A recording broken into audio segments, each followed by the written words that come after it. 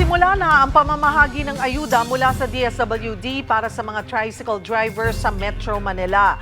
Tulong ito ngayong tumaas pa ang presyo ng petrolyo dulot ng giyera sa Middle East. Present mismo si Pangulong Bongbong Marcos sa distribution sa Maynila. Para sa update magbabalita live si Mobile Journal Julie Baiza. Julie. Cheryl, pinangunahan mismo ni Pangulong Bongbong Marcos ang distribution ng cash assistance sa mga tricycle driver doon sa Santa Mesa, Manila kaninang umaga. 600 tricycle drivers ang nakalistang tatanggap ng 5,000 pesos na ayuda rito galing sa Department of Social Welfare and Development. LGU ang gumawa sa listahan ng mga tatanggap ng ayuda mula sa lahat ng drivers na may license to operate at bawal ang politiko sa distribution. Pagtitiyak ng Pangulo, isusunod na kaagad ang iba pang public utility vehicle sa cash assistance. Pakinggan natin ang pahayag ni PBBM. We will do 30,000 of the tricycle driver, susunod ang jeepney driver, and then yung TNBS at susunod after that. That's the one. Medyo kasi our records are not, hindi kompletong record natin sa TNBS. Yung sa jeepney, susunod siguro late this week or early next week. Samantala, sinabi naman ni DSWD Secretary Rex Gatchalian na posibleng maikasa na ang cash distribution sa mga probinsya pagkatapos ng Semana Santa. Muli rin niyang nilinaw na iba pa ito sa fuel subsidy na manggagaling sa LTFRB. Maaari itong gastusin sa iba pang mga bagay, gaya ng ibang driver na nakausap ko na karamihan pagkain at bigas daw ang uunahing bilhin sa makukuhang 5,000 piso.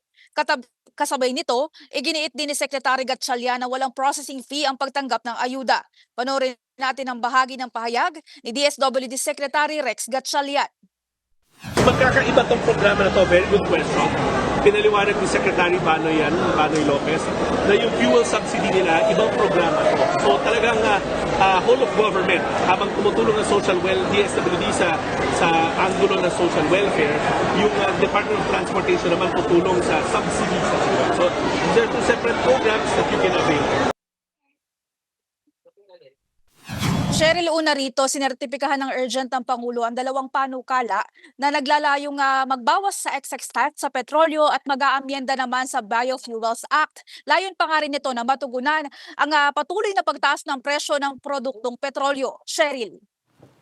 Maraming salamat Mobile Journal Julie Baiza. Sa Taguig, diretso raw sa gasolinahan ang karamihan sa mga nakatanggap ng cash assistance. Para sa update magbabalita, si Mobile Journal Arles de los Santos. Arles, kumusta naman ang sitwasyon dyan? Cheryl, tuloy-tuloy ang distribusyon ng ayuda o cash assistance dito sa Taguig City.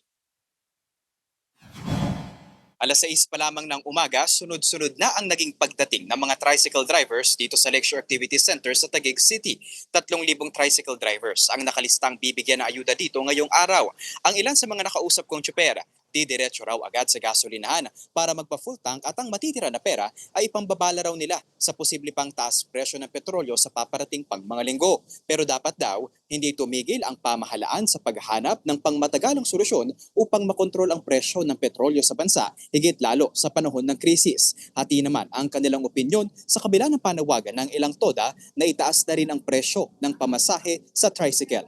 Narito ang kanilang mga pahayag. Hindi na po. Kasi apektado. Mahirap din po yung mga paserong naisasakay namin. Hindi din nagtataas ng sahod po nila. Ang tao kasi, yung mga commuter, medyo nagtitipid na rin eh.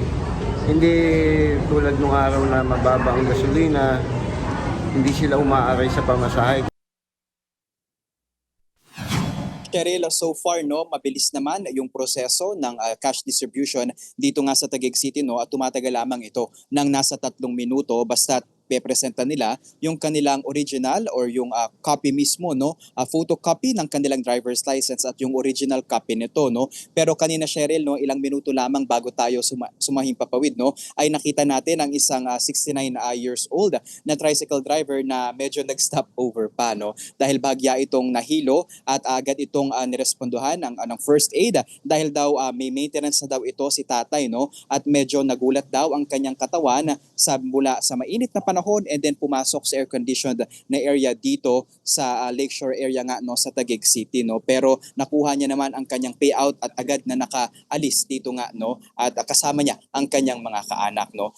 Cheryl, magpapatuloy ang distribusyon ng ayuda hanggang alas 4 ng hapon ngayong araw at magpapatuloy ito hanggang sa Miyerkules, March 19. Cheryl. Maraming salamat, Mobile Journal, Arles de los Santos.